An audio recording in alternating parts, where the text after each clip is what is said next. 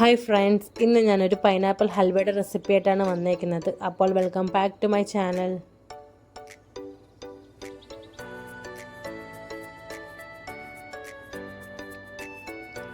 ഇതിനായി ഞാൻ എടുത്തേക്കുന്നത് ഒരു മീഡിയം സൈസ് പൈനാപ്പിളിൻ്റെ പകുതി ചെറുതായി മുറിച്ചതാണ്.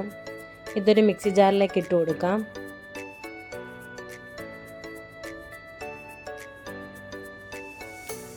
ഇതിലേക്ക് 1/4 കപ്പ് വെള്ളം കൂടി ചേർത്ത് നന്നായി ബ്ലെൻഡ് ചെയ്തെടുക്കാം.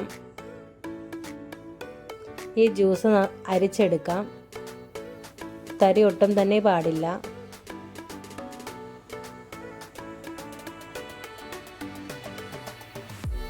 അരിച്ചു മാറ്റിയ ജ്യൂസ് നമുക്ക് മാറ്റി വയ്ക്കാം. മറ്റൊരു ബൗളിലേക്ക് 3 ടേബിൾ സ്പൂൺ കോൺഫ്ലോർ പൊടി ഇട്ട് കൊടുക്കാം.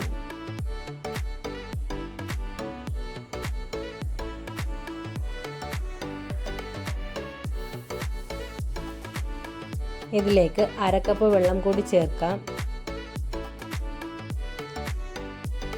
കട്ടയില്ലാതെ ഇതൊന്ന് മിക്സ് ചെയ്തെടുക്കാം.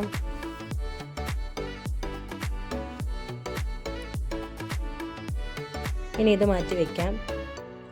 ഒരു പാനിലേക്ക് 1/4 കപ്പ് പൈനാപ്പിൾ ചെറുതായി അരിഞ്ഞത് ചേർക്കാം.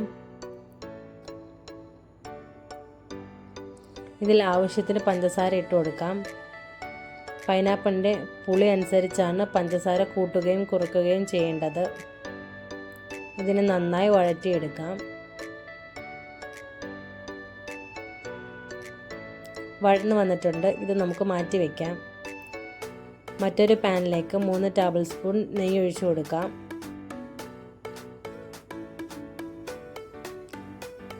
ഇതിലേക്ക് മുന്തിരി ഇട്ട് കൊടുക്കാം. ഇതൊന്ന് റോസ്റ്റ് ചെയ്തെടുക്കാം.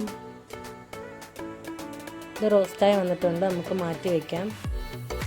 ഇതിലേക്ക് കാഷ്യൂസ് ഇട്ട് കൊടുക്കാം. റോസ്റ്റ് ചെയ്ത് കൊടുക്കാം. റോസ്റ്റായി വന്നിട്ടുണ്ട്. മാറ്റി വയ്ക്കാം. ഇതിലേക്ക് മാറ്റി വെച്ച പൈനാപ്പിൾ ജ്യൂസ് ഒഴിച്ചു കൊടുക്കാം.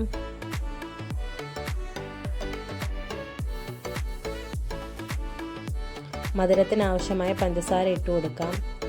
ഞാനെടുത്ത പൈനാപ്പിളിന് അല്പം പുളി കൂടുതലാണ്, അതുകൊണ്ട് കുറച്ച് പഞ്ചസാര അധികം ചേർത്തിട്ടുണ്ട്.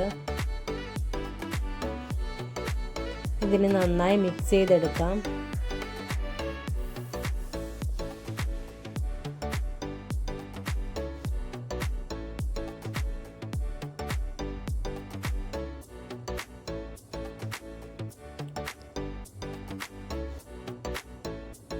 ഇതിലേക്ക് മാറ്റി വെച്ച കോൺഫ്ലോറിൻ്റെ മിക്സ് ഒഴിച്ചു കൊടുക്കാം.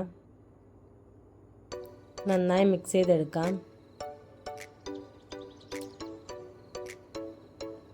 ഇതൊന്ന് തിളച്ച് വരുമ്പോഴേക്കും പഞ്ചസാരയും ഏലക്കയും കൂടി പൊടിച്ചത് 4 ടേബിൾ സ്പൂൺ ചേർത്ത് കൊടുക്കാം.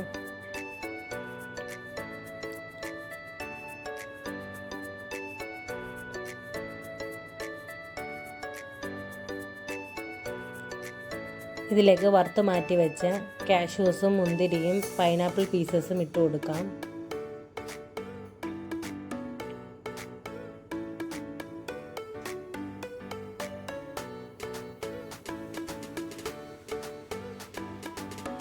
ഇതിന് നന്നായി കുറുക്കിയെടുക്കാം. നന്നായി തിളച്ച് വന്നിട്ടുണ്ട്.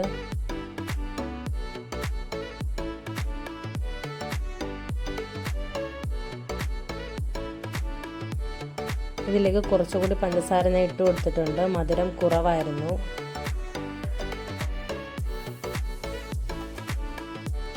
ഇതിൻ്റെ തിക്നെസ് കൂടുന്തോറും സൈഡിൽ നിന്ന് വിട്ട് വന്നുകൊണ്ടേയിരിക്കും.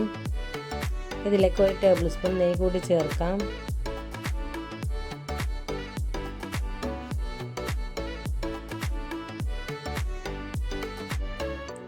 ഇതിപ്പോൾ സൈഡിൽ നിന്ന് വിട്ട് വന്ന് തുടങ്ങിയിട്ടുണ്ട്.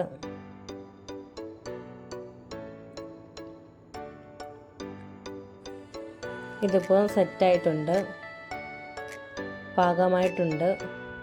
സൈഡിൽ നിന്നെല്ലാം വിട്ട് വന്നിട്ടുണ്ട്. ഇത് ഞാനൊരു കേക്ക് ടിന്നിലേക്കാണ് സെറ്റ് ചെയ്യുന്നത്.